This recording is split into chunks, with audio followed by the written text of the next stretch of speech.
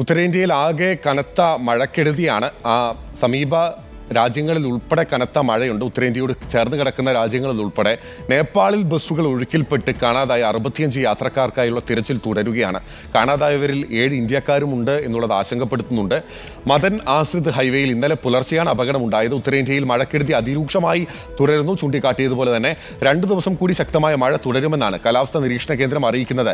മഹാരാഷ്ട്ര ഉൾപ്പെടെയുള്ള മധ്യ സംസ്ഥാനങ്ങളിൽ രൂക്ഷമായ വെള്ളക്കെട്ടും തുടരുകയാണ്. നാഷണൽ ഡെസ്കിൽ നിന്ന് അഖിലശ്രീയാണ് വിവരങ്ങളുമായി ചേരുന്നത്. Akhilasree, good morning. ഉത്തരേന്ത്യയെ സംബന്ധിച്ച് വലിയ മഴക്കെടുതിയാണ്. ആദ്യം നമുക്ക് നേപ്പാളിലേക്ക് തന്നെ പോവാം. അവിടെ 7 ഇന്ത്യക്കാർ ഉൾപ്പെടെ 65 പേരെയാണ് കാണാതായിട്ടുള്ളത്. ഇന്നലെ പുലർച്ചെയാണ് ഈ അപകടമുണ്ടായത്. ഇതുവരെ ആരെയും കണ്ടെത്താനായിട്ടില്ല അല്ലേ?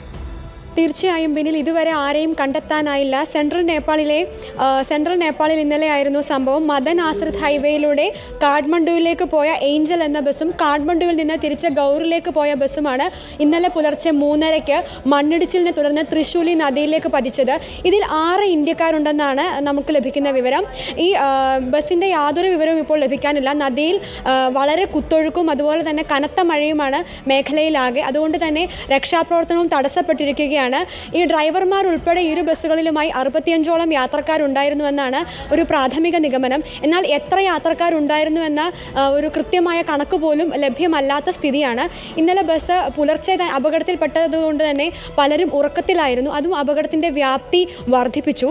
പക്ഷേ 3 പേർ ഇതിനിടെ ചാടി രക്ഷപ്പെടുന്ന ഒരു സംഭവമുണ്ടായി. ഇപ്പോഴും കനത്ത മഴയും കുത്തൊഴുക്കുമാണ്. മേഖലയിലാകെ മണ്ണിടിച്ചിലുള്ളതുകൊണ്ട് തന്നെ രക്ഷാപ്രവർത്തനം മന്ദഗതിയിലാണ് നടക്കുന്നത്. സംഭവത്തിൽ ഇന്നലെ നേപ്പാൾ പ്രധാനമന്ത്രി പുഷ്പകമൽ ദഹൽ അഗാധ ദുഃഖമൊക്കെ രേഖപ്പെടുത്തിയിരുന്നു. രക്ഷാപ്രവർത്തനം ഊർജിതമാക്കാനും കാണാതായ യാത്രക്കാരെ എത്രയും വേഗം കണ്ടെത്താനുമാണ് അദ്ദേഹം നിർദ്ദേശം നൽകിയിരിക്കുന്നത്. സൈന്യം ഉൾപ്പെടെ തെരച്ചിൽ തുടരുകയാണെങ്കിലും ഈ നേപ്പാളിൽ നദിയിൽ വീണ യാത്രക്കാരെ പറ്റി യാതൊരു വിവരവുമില്ല.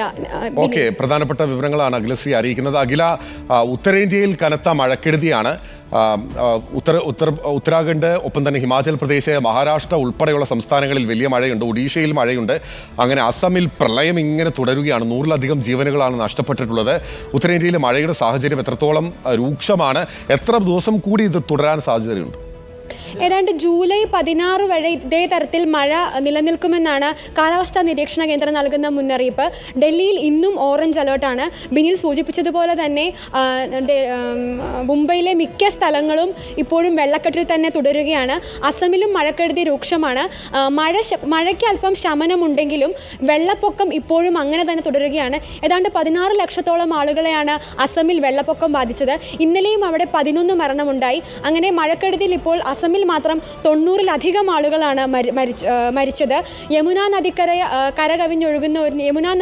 കരകവിഞ്ഞൊഴുകുന്ന ഒരു സ്ഥിതിവിശേഷവും ഇപ്പോൾ ഡൽഹിയിലുണ്ട്. അതുകൊണ്ട് തന്നെ ഡൽഹിയിലും ജാഗ്രതാ നിർദ്ദേശം നൽകിയിട്ടുണ്ട്.